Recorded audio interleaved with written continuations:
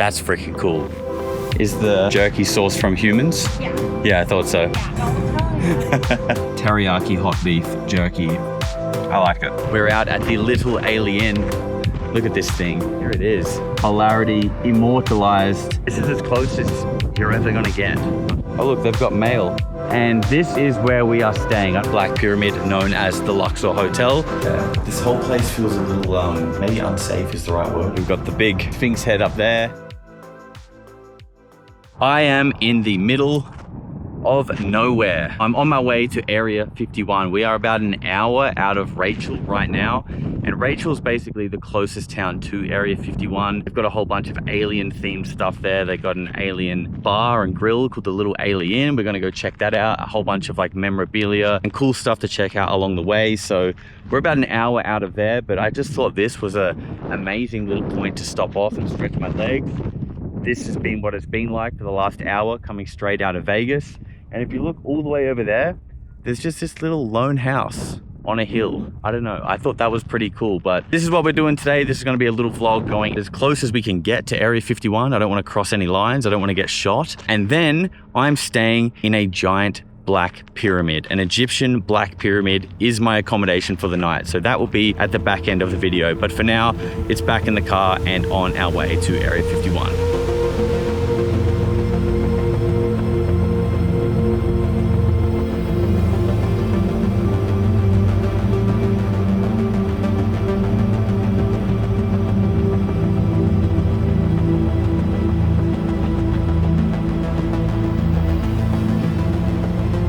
That landscape, honestly insane. And we've just pulled up on the edge of the extraterrestrial highway. I don't even know what it is. It's a place that's selling ET Fresh Jerky, which is a little concerning. I wonder where they get the jerky from, you know, with all the stuff that was in the Epstein files. It's a little bit weird use of terminology, but anyway, we'll try and keep it fun and light. And they've got all these cool murals here. I'll give you a walkthrough. It looks like they've got like a big mantid here, a couple of greys. They've got the mothership, I guess, harvesting the jerky, hopefully not from humans. A couple of greys with their cowboy hats on. This one's really cool. This is probably the best one on here. Just one big green gray. Maybe he's not a gray. He's got the red eyes. He must be from Brazil. More cowboy greys. And this is the little joint here, you can see. It's literally just a little thing in the middle of nowhere. I'll show you what's really cool is they have some crashed flying saucers here. Now, luckily the Department of Energy hasn't swooped in just yet. I think we're the first ones on the scene. So if you guys see any people in black camo behind me, let me know, because I do value my life. But here is the first one. And looks like there was a whole fleet, because we got a few more crash saucers over here. Got another little mini one. Oh, we can look inside. Any aliens? Not this time. And then here is the mothership. This is the big one. That's freaking cool.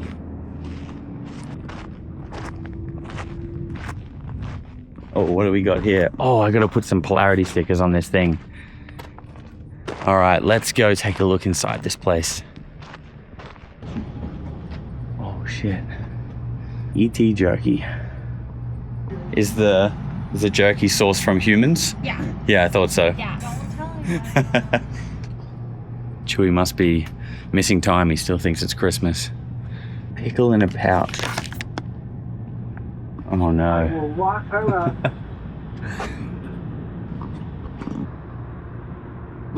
Wood. They've got all these cool local newspaper clippings on the wall about Area 51. Look at that. SR-71, 1950s. Ooh, there he is. The man, the myth, the Lou. Okay, so now, if you're ever coming out here on your way to Area 51 from Vegas and you get to the ET Fresh Jerky store and you see the crashed UFO out the front, you have to come up here and get your pictures, because we are officially stamped. We got the vote, Suki. Look, my girl is forever living on this giant UFO. If you're out this way, I expect to see it. Okay, I got the hot teriyaki beef jerky, which I've been assured is not human meat, but I guess I'll find out. It's kind of, whew, that's a strip of meat. Teriyaki hot beef jerky from Fresh Jerky. She said it wasn't going to be too spicy. It's like spicy and sweet. I like it. All right, let's keep going. There it is. I wanted to slap a sticker on there, but I didn't realize it was like 12 feet high. I don't know. I could try and climb one of these poles, but maybe we just try and slap a sticker on the pole, because that's a long way up, and I'm sure they've done that on purpose because it was probably just covered in stickers. I mean, people have already done it again. Yeah, I think I'll pass on the climbing. We'll find a nice spot on this pole to mark our territory here.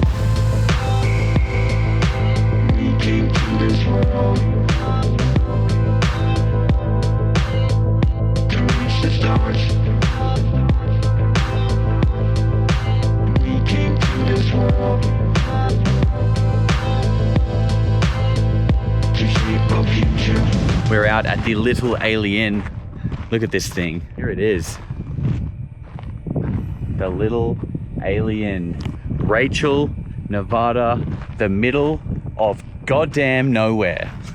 And it really does feel like that. The landscapes here are just insane. You know, this is the road that you come in on. It just comes from nowhere and it just runs all the way down out there. But this is it. This is a Little Alien. I don't know if this is Rachel. I mean, I can't see anything else here other than the Little Alien.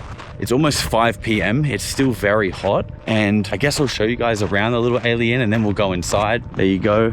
Self-parking. If you want to put your UFO here. They've even got a little monument to our favorite little CIA project here. The SR-71. Look at that.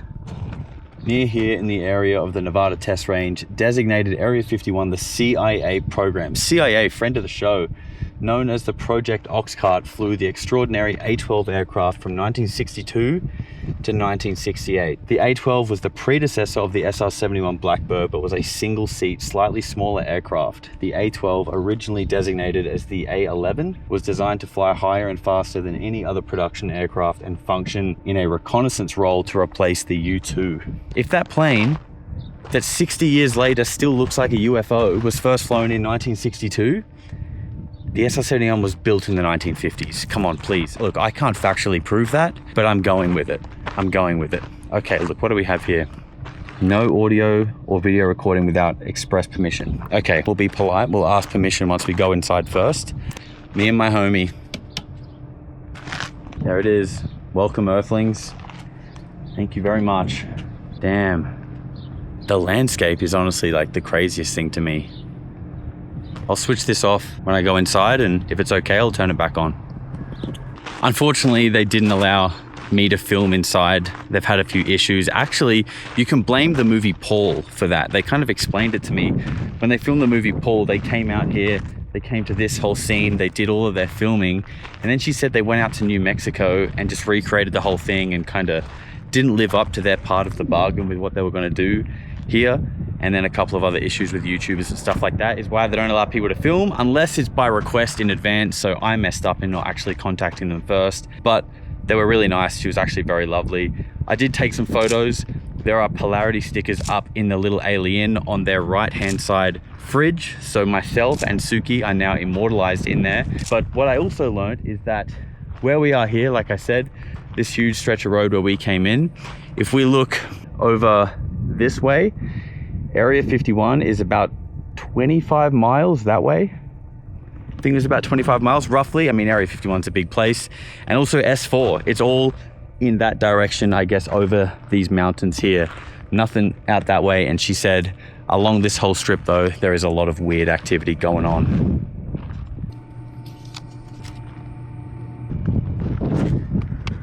There we go.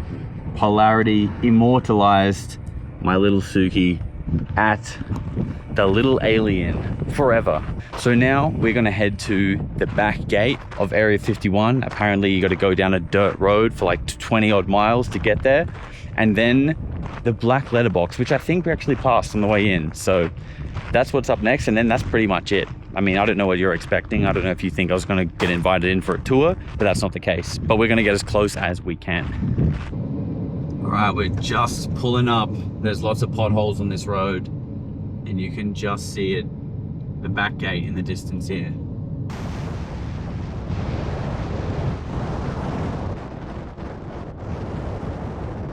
Here we are. Area 51 back gate. This is as close as you're ever gonna get, unfortunately, to the aliens or the UFOs. This is it. So many people come all the way out here for this. And interestingly, when we were at the little alien, they gave us this little map here. And I noticed at the bottom, it says, designed by Chuck Clark for the little alien, Rachel, Nevada. And if you don't know, Chuck Clark is the guy that had the secret footage that Logan Paul went and recorded on his tie. Oh my God, UFO.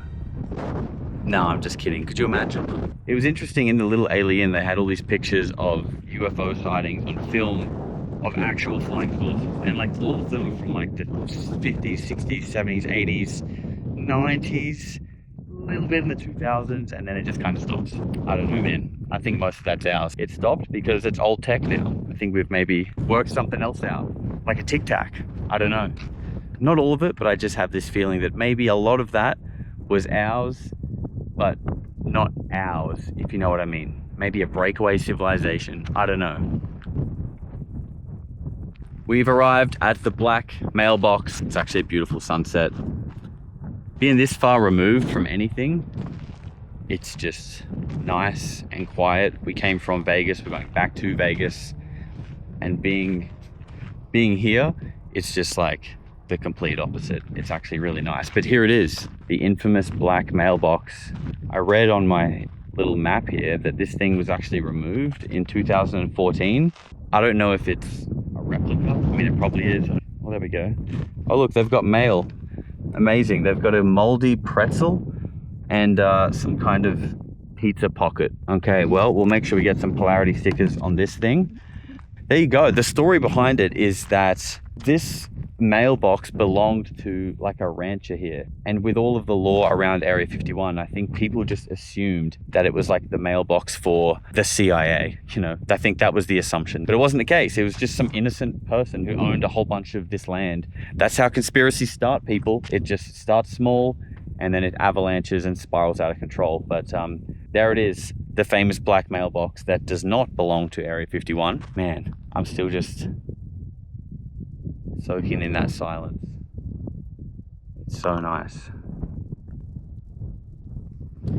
Coming from contact in the desert, I feel like I haven't heard this much silence in a long time. We're going to head back, and what I told you at the start of this vlog, I'm staying in an Egyptian black pyramid, one that may or may not suppress consciousness, as you may have heard. So that's where we're heading now. We've got a 2-hour drive ahead of us.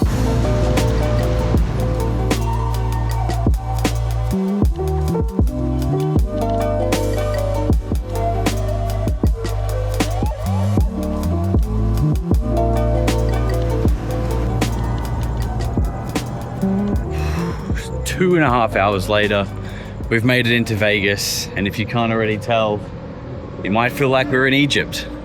And that might be because there is a giant obelisk here, these giant statues. We're going under a monorail here. This kind of giant sphinx, I think you guys can see that behind the light. And this is where we are staying. I don't know how good you can see it at night, it's kind of outlined, but that is a giant black pyramid called the Luxor Hotel. And I wanted to stay here because it's Egyptian themed, but I have been told it's not the nicest part of Vegas, but the novelty got the better of me. I think it's interesting as well because, they call this place Sin City. What happens in Vegas stays in Vegas. A bit of weird shit going on around here. And you probably know that there is a conspiracy theory about a giant black pyramid in Alaska that allegedly might be suppressing human consciousness. So I thought it was interesting that there is also a giant black pyramid in the middle of Las Vegas, in a place where, some pretty crazy people are. Let's be real. And there's that giant beam letting all the freaks and aliens know exactly where we are, where the Lush farm is. And if there's ever a Lush farm, it is Las Vegas. This is a crazy place. I'm having a great time, but don't get me wrong, it's fucking wild out here. Apparently some people died making this as well, which is just perfect. The kind of things you want to hear when you check into a hotel. But it is late at night, so I think I'm gonna go in, check in, crash, and tomorrow I'll try and show you a little bit more around the hotel and show you what it's like inside the big black pyramid known as the Luxor Hotel in Las Vegas. Good night. Good morning. So I've just come out of the room. This is what my room backs onto. It's this very strangely unlit, I don't know, architecture, faux architecture. And you can kind of see that we're in the inside of a pyramid. You can see everything kind of goes up in a triangle. I was told that this hotel wasn't the nicest, and you can definitely feel that. I mean, it just feels a little dated. I'm checking out now, so I'm heading down to do all of that. But one thing that really blew me away about this place is that, you know how when you go into a hotel, there's usually that little space where your fridge would be in the cupboard? Well, I opened up that door and there's a sign in there that says, "Would you like to rent a refrigerator?" So you gotta pay extra for that here. The other thing was the TV was literally from 1975. Where are we? Okay, let's get in this elevator. Take you guys down to the ground floor. And the elevators apparently these elevators go sideways. You can kind of feel it. You don't really feel it go up or down though, which is weird, but you do kind of feel it go sideways. Yeah, this whole place feels a little, maybe unsafe is the right word, I don't know. As I was saying, the TV, and not that I really care. At the end of the day, you're not coming to a place like this to sit down and watch TV. But, we are in Vegas. It looks really cool from the outside. You go to turn on the TV and it literally is no Netflix, no YouTube, it's not a smart TV. Anyway, I should have showed you guys, but now we're at the bottom floor. This is the Luxor bottom floor. As far as what I've seen anyway so far, as far as the casinos go, they're all kind of the same in terms of their layout and what's going on. People are just hanging out, gambling, smoking. You can smoke in here, which is kind of weird, but I guess it is Vegas. Basically, the bottom floor is just a conglomerate of all different bars, restaurants, places to gamble, things to do. But when I say things to do, it's all very much the same kind of stuff. What I think the coolest thing is, and why I really wanted to stay here, is because it's Egyptian themed and it's a pyramid. It's definitely the lower end, cheaper side of Vegas. That being said, you can still come here and have a great time, 100%, but it feels a little old and tacky for sure. So now I think we're getting a little bit closer to the front. I don't know what this has to do with Egypt, but they have this giant model of the Titanic here. I mean, sure, it's cool. I don't really know how it fits in with the rest of the theme here, but okay. As you come in, here's the front doors. You walk in and you get this super cool palm trees, desert oasis, ancient Egypt. And if you look all the way up as well, you can see there's the tip of the pyramid.